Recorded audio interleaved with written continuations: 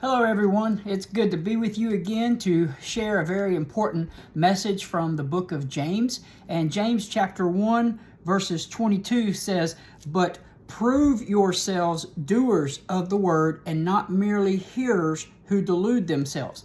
So James here has been telling his audience, which were the 12 tribes that were in the dispersion, which means they were scattered out. So he's been telling them to be quick to hear and slow to speak, to put off all filthiness, all wickedness. And now he tells them to not just be a hearer of the word, but to be a doer. So he uses the analogy of someone looking at themselves in a mirror and seeing their flaws on their face or their clothes or whatever it is, and walking away and doing nothing about it.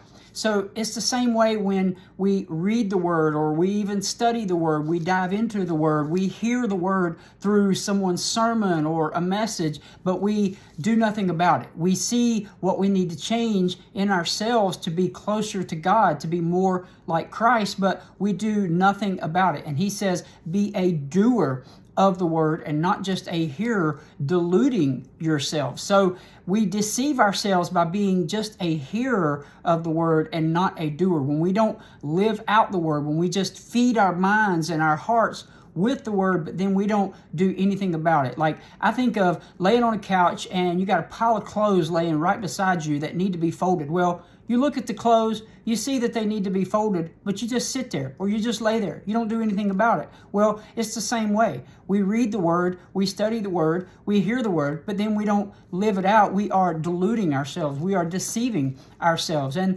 it's easy to think, oh man, I heard a good message today, or I read something good out of scripture today, but then we don't do anything about it. We don't live it out. We don't practice it in our daily lives. So that's what James is saying here. And this is so important in our daily lives. It is important to read the word, to study the word, to hear the word. But if we don't do anything about it, then it's useless.